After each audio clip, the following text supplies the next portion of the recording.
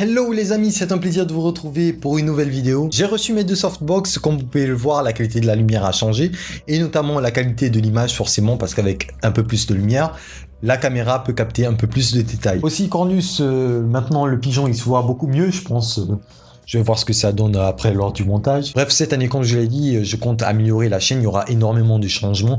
Alors, peu importe les moyens, peu importe combien je vais investir, mais je vais me donner à fond. En regardant les vidéos que j'ai postées sur ma chaîne, je me suis rendu compte que j'ai beaucoup plus parlé d'attaque, d'offensive attaque, que de prévention. Certes, à la fin de chaque vidéo, je montrais comment se protéger des différents types d'attaques, notamment quand j'avais parlé du phishing ou l'attaque des DOS. Mais j'ai fait très peu de vidéos qui montraient comment se protéger et notamment protéger son ordinateur des hackers. Aujourd'hui, on assiste à une génération connectée 7 jours sur 7 à Internet, que ce soit en utilisant les réseaux sociaux, les applications de messagerie, le clouding, les solutions de clouding, etc., etc. Du coup, tous les jours, nous manipulons des données personnelles, que ce soit sur Internet ou en local.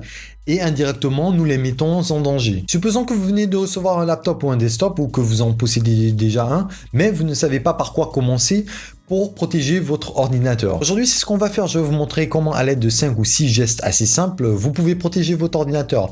Alors, je vous inviterai à suivre la vidéo jusqu'à la fin et après la vidéo, mettre en pratique ce que vous avez appris. En numéro 1, protéger le BIOS par un mot de passe. Le BIOS, Basic Input Output System, est le système de base de votre ordinateur.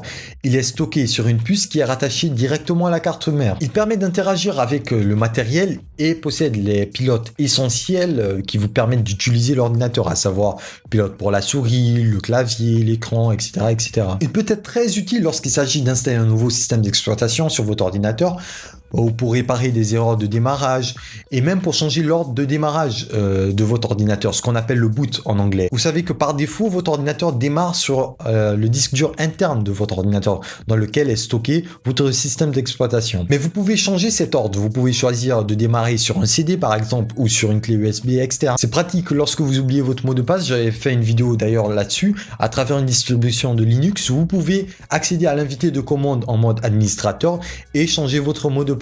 Mais si vous égarez votre ordinateur ou si vous le laissez quelque temps sans surveillance, une personne mal intentionnée équipée d'une clé USB sur laquelle il a stocké une distribution de Linux peut accéder à vos données, à vos fichiers, à vos répertoires directement et peut même changer votre mot de passe. C'est pour cela qu'il est important de définir un mot de passe pour le BIOS et de vous assurer que votre ordinateur démarre bien sur votre disque dur interne. En numéro 2, définir un mot de passe complexe pour votre session. Vous avez fini de définir un mot de passe pour votre BIOS, c'est parfait. Maintenant, il faut définir un mot de passe complexe pour votre session. Aussi, si vous êtes administrateur, sachez qu'il y a une session par défaut que Windows crée, qui est la session administrator. Vous devez aussi définir un mot de passe complexe pour cette session. Pour voir les différentes sessions qui sont créées sur votre ordinateur, vous pouvez à l'aide de l'invité de commande entrez la commande NetUser, vous verrez ce compte administrateur. Ensuite, pour changer le mot de passe, il faudrait déjà vous assurer que vous ayez lancé l'invité de commande en mode administrateur.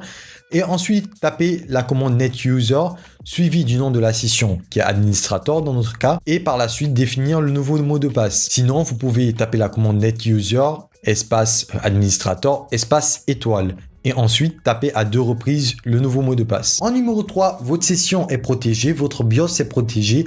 Vous devez installer un antivirus authentique. Je ne cesse de le répéter, un antivirus authentique est obligatoire, surtout lorsque vous avez le système d'exploitation Windows. Ça peut paraître vulgaire, mais je le dis souvent, utiliser Windows sans antivirus, c'est comme aller aux putes sans protection. À tous les coups, tu es sûr de choper un virus. Les nouvelles générations d'antivirus ne protègent pas juste votre ordinateur des virus, mais de tout type de malware, tels que les Trojan, les VR, etc., etc. Personnellement, j'utilise Kaspersky Total Security. Il me permet de protéger mes navigateurs, me permet de contrôler le trafic du réseau, est équipé d'un pare-feu, permet de gérer le contrôle parental, car j'ai une deuxième session pour les invités et je voudrais pas que les personnes fassent du n'importe quoi ou téléchargent du n'importe quoi lorsqu'ils utilisent mon ordinateur. Il me permet de contrôler les applications et de gérer leur mise à jour. M'offre des solutions de stockage de données et de mots de passe, me permet de créer des coffres virtuels afin de protéger des données sensibles et a aussi un tas d'autres options. Et je me souviens dès qu'il est sorti, je l'avais payé je pense à 30 ou 40 euros, pas plus pour l'année. En numéro 4,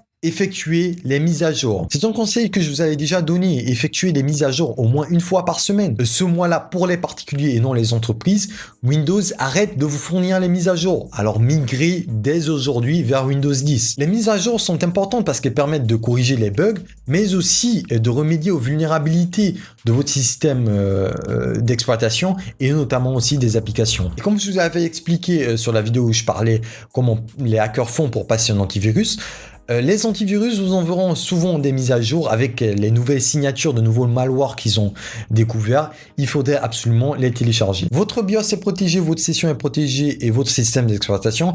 Il est temps maintenant de cacher votre webcam. Il est important de cacher la webcam car même si nous possédons un antivirus, il se peut qu'on télécharge un malware qui réussisse à passer notre antivirus et notre pare-feu. Et dans ce cas, il faudrait qu'on protège notre webcam afin que le hacker qui est au bout de ce programme ne puisse pas voir ce qu'on fait nous de notre côté. Pour cela, vous pouvez utiliser des caches webcam qui se vendent à moins de 3 à 4 euros, je pense, ou sinon vous pouvez faire comme moi, un petit papier, un petit scotch, ça marche aussi. Et le dernier conseil que je vais vous donner, c'est d'effectuer un test de vulnérabilité. Il y a une solution gratuite de Microsoft qui se nomme Microsoft Baseline Security Analyzer qu'on va utiliser. Je vais faire un test avec vous. Vous pouvez le faire de votre côté. C'est gratuit et c'est simple. Nous voilà sur l'application Microsoft Baseline Security Analyzer. Je vous laisserai le lien dans la description de la vidéo pour ceux qui veulent le télécharger. On peut effectuer un test sur plusieurs ordinateurs. Comme vous pouvez le voir, nous on va choisir de scanner un seul ordinateur. Le test peut se faire sur un ordinateur qui est sur notre réseau. Et dans ce cas, on va entrer l'adresse IP de l'ordinateur. Mais là, vu que je veux effectuer sur mon ordinateur, le nom est par défaut déjà mis. Je peux vérifier et m'assurer qu'il s'agit bien de ce nom en entrant hostname sur l'invité de commande. Et oui, ça correspond.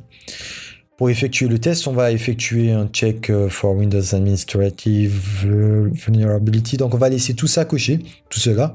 On va vérifier les mots de passe, les vulnérabilités relatives à SQL aussi. Et on lance le scan.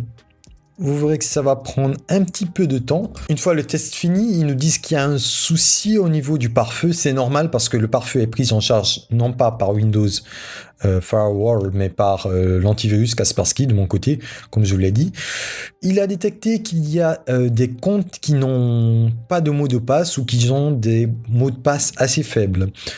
Vous pouvez cliquer sur Result Details. Désolé pour mon anglais. Et voilà, ils nous disent que pour 3 comptes ici, les mots de passe sont faibles. Alors, c'est pas un souci pour cela parce que c'est des mots de passe par défaut que je n'ai pas activé.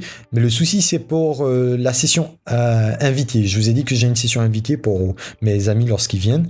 Le mot de passe est faible. En fait, il y a pratiquement pas de mot de passe. Je pense que je n'ai pas mis de mot de passe, c'est pour cela. Oui, qu'est-ce qu'ils ont dit ici? Mot de passe expiration aussi. Ah non, là c'est relatif à l'expiration. Oui, les mots de passe n'expirent pas.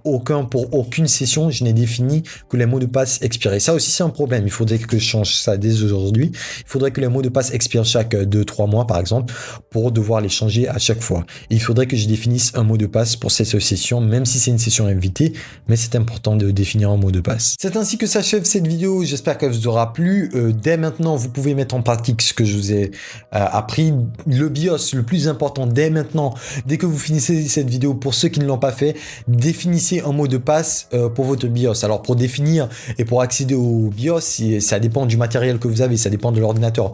Par exemple avec HP, il suffit qu'au démarrage j'appuie sur F10 pour accéder au BIOS. Néanmoins, vous pouvez chercher sur Google vite fait comment accéder au BIOS suivi du matériel, du nom et de la marque de votre ordinateur. Vous verrez, c'est assez simple. Si cette vidéo vous a plu, hackez-moi les pouces bleus, laissez-moi vos impressions en commentaire. Je vous souhaite une excellente fin de soirée ou excellente fin de journée, ça dépend du moment à laquelle vous allez suivre la vidéo. À la vidéo prochaine les amis, prenez soin de vous, ciao.